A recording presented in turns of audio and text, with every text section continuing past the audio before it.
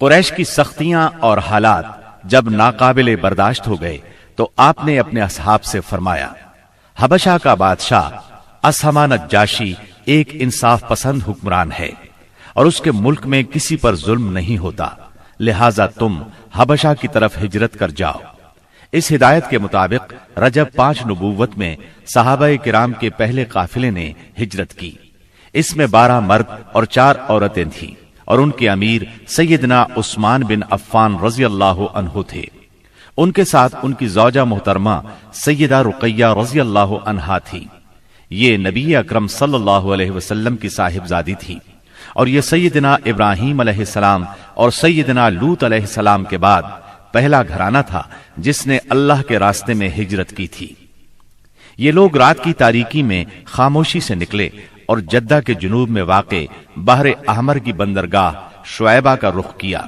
خوش قسمتی سے وہاں 2 تجارتی جہاز موجود تھے۔ یہ لوگ ان پر سوار ہو کر حبشہ پہنچ گئے۔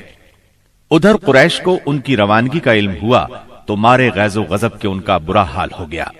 فوراً آدمی دوڑائے گئے تاکہ ان حضرات کو پکڑا جا سکے اور خوب سزا دی جا سکے، یہاں تک کہ وہ اللہ کا دین چھوڑ دے۔ لیکن ان کے ساحل تک پہنچنے سے پہلے مسلمان سمندر میں دور جا چکے تھے، لہٰذا یہ لوگ ساحل سے نامراد واپس آ گئے۔ اس ہجرت کے کوئی 2 ماہ بعد رمضان 5 نبوت میں ایک روز رسول اللہ صلی اللہ علیہ وسلم مسجد حرام میں تشریف لائے۔ اس وقت وہاں قریش کے بہت سارے لوگ موجود تھے، ان میں ان کے سردار اور بڑے بڑے لوگ بھی تھے۔ آپ نے ان کے درمیان کھڑے ہو کر سورہ نجم کی تلاوت شروع کر دی۔ ایسا نفیس کلام انہوں نے پہلے کبھی نہیں سنا تھا۔ اب جو ان کے کانوں میں گونجا تو بے خود ہو گئے، دم بخود ہو کر سنتے رہ گئے، اس طرح خاموش اور ساکت ہو گئے کہ آپ کو روکنے کا ہوش بھی نہ رہ گیا۔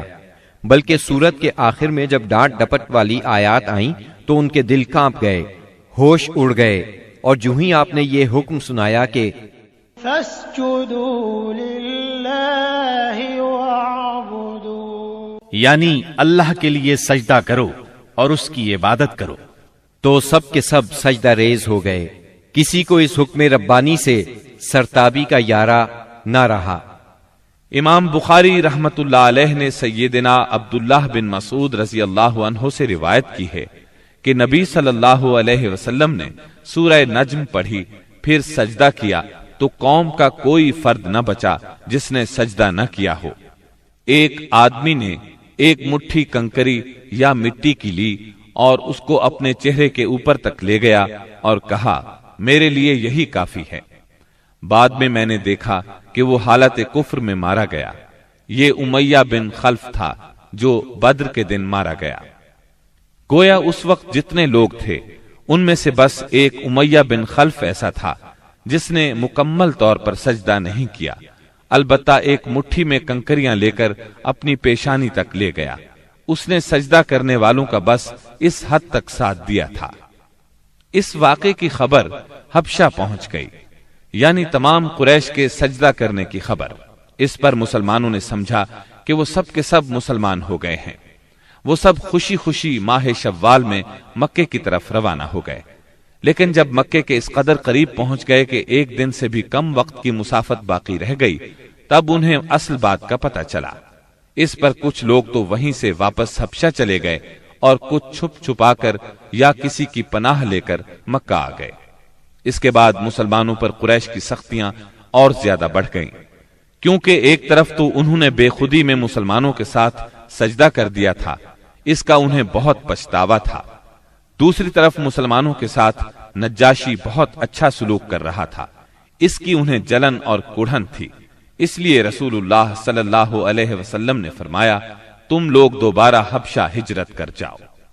چنانچہ اس مرتبہ 82 یا 83 مرد اور 18 یا 19 عورتوں نے ہجرت کی، اور ظاہر ہے یہ ہجرت پہلی ہجرت کی نسبت زیادہ مشکل تھی، کیونکہ اب قریش چوکنے تھے، مسلمانوں کی نقل و حرکت پر ان کی نظر تھی۔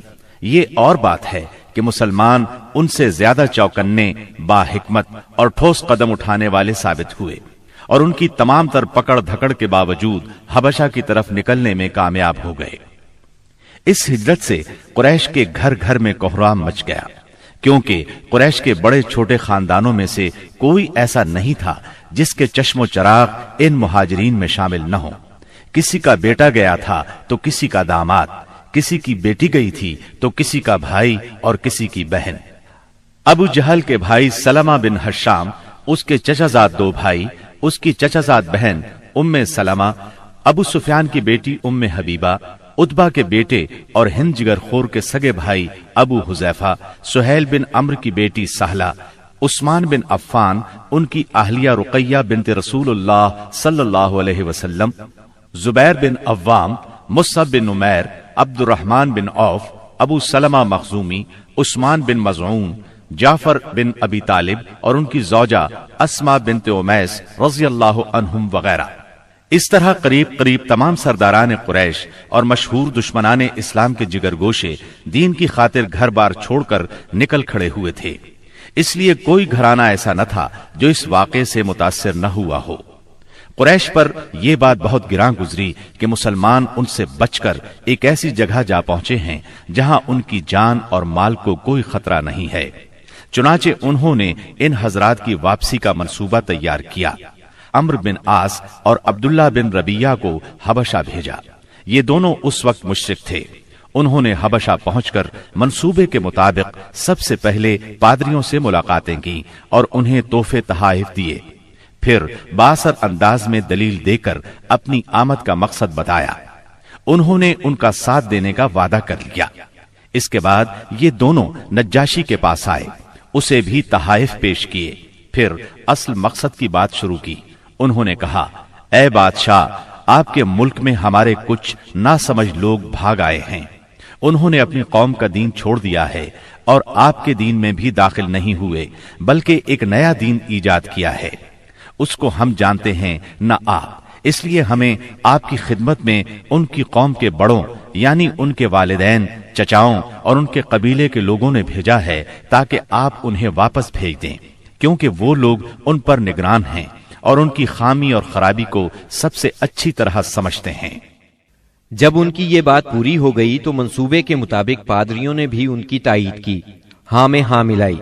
नज्जाशी ने उनकी बातें गौर से सुनी, लेकिन सोचे समझे और देखे भाले बगैर फैसला नहीं किया। उसने सोचा दूसरे फरीक की भी बात सुनी जाए कि वो क्या कहते हैं, तभी हक वाज़ेह हो सकेगा। चुनाचे उसने मुसलमानों को बुला लिया और उनसे पूछा, ये कैसा दीन है जिसकी वजह से तुम लोग अपनी कौम से अलग हो गए हो, लेकिन न मेरे दीन में दाखिल होते हो और न उन मिल्लतों ही में से किसी के दीन में दाखिल हुए हो। इसके जवाब में सैयदना जाफर बिन अबी तालिब रजी अल्लाह अन्हो ने फरमाया, ऐ बादशाह, हम जाहिलियत वाली कौम थे, बुतों को पूजते थे, मुर्दार खाते थे, बुराइयां करते थे, कराबतदारों से नाता तोड़ते थे, पड़ोसियों से बदसलूकी करते थे। हम में जो ताकतवर होता था वो हमारे कमजोर को खा जाता था। हम इस हालत में थे कि अल्लाह ताला ने हम ही में से एक रसूल भेजा। हम पहले से उसके आली नसब, सच्चाई, अमानत और पाक दामनी को अच्छी तरह जानते थे। उसने हमें अल्लाह ताला की तरफ बुलाया कि हम उसे एक माने और उसी की इबादत करें, और उसके सिवा हमारे बाप दादा जिन बुतों और पत्थरों को पूजते रहे थे उन्हें छोड़ दें।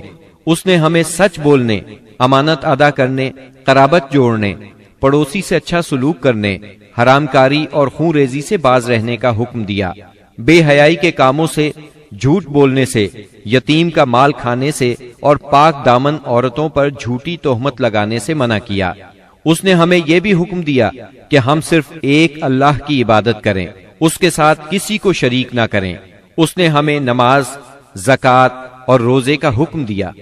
इस मौके पर सैयदना जाफर रज़ी अल्लाह अन्हु ने इस्लाम के और बहुत से अहकाम गिनवाए। फिर कहा, हमने उस पैगंबर को सच्चा माना, उस पर ईमान लाए, उसकी पैरवी की और उसके लाए हुए दीन में उसकी इताअत की। चुनाचे हमने एक अल्लाह की इबादत की, उसके साथ किसी को शरीक नहीं किया, और जो चीजें उसने हराम बताईं उन्हें हराम माना, जो चीजें उसने हलाल बताईं उनको हलाल माना। बस इस पर हमारी कौम हमसे बिगड़ गई। उसने हम पर जुल्म और सितम का बाजार गर्म कर दिया।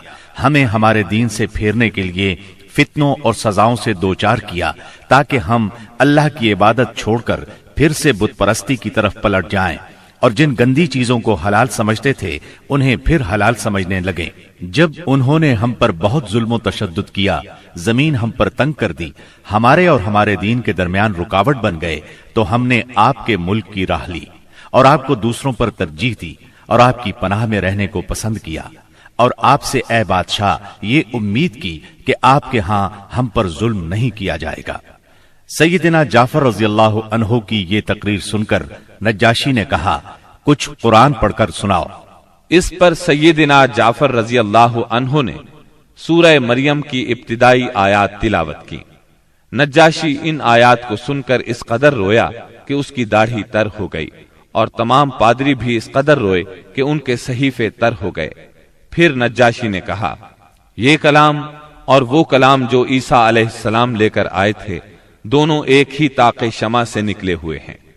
इसके बाद उसने कुरैश के दोनों नुमाइंदों से मुखातिब होकर कहा, तुम लोग चले जाओ, अल्लाह की कसम मैं इन्हें तुम्हारे हवाले नहीं कर सकता और न इनके खिलाफ कोई चाल चली जा सकती है। दूसरे दिन अम्र बिन आस ने एक खतरनाक तरीन तदबीर इख्तियार की। नज्जाशी से जाकर कहा, ए बादशाह, ये लोग ईसा अलैहिस्सलाम के बारे में एक बड़ी बात कहते हैं। इस पर नज्जाशी ने फिर मुसलमानों को बुलवाया और सैयदना ईसा अलैहिस्सलाम के बारे में सवाल किया। सैयदना जाफर रज़ियल्लाहु अन्हु ने फरमाया, हम उनके बारे में वही बात कहते हैं जो नबी सल्लल्लाहु अलैहि वसल्लम लेकर आए हैं, यानी वो अल्लाह के बंदे हैं, उसके रसूल, उसकी रूह और उसका वो कलिमा है जिसे अल्लाह ने कंवारी पाक दामन मरियम अलैहिस्सलाम की तरफ इल्का किया था। इस पर नज्जाशी ने जमीन से तिनका उठाया और कहा, अल्लाह की कसम, जो कुछ तुमने कहा है इससे ईसा अलैहिस्सलाम इस तिनके के बराबर भी बढ़कर नहीं थे। चुनाचे तुम लोग मेरे मुल्क में अमन और चैन से रहो। जो तुम्हें गाली देगा उस पर तावान लगाया जाएगा। मुझे सोने का पहाड़ मिले तो भी मैं गवारा नहीं करूंगा कि तुम में से किसी को सताया जाए। इसके बाद उसने हुक्म दिया कि कुरैश के नुमाइंदों को उनके तोहफे वापस कर दिए जाएं। चुनाचे ये दोनों साहिबान मुंह लटकाए वापस मक्का लौट आए और मुसलमानों ने वहां अच्छे दियार में अच्छे हमसाये के साथ कयाम किया।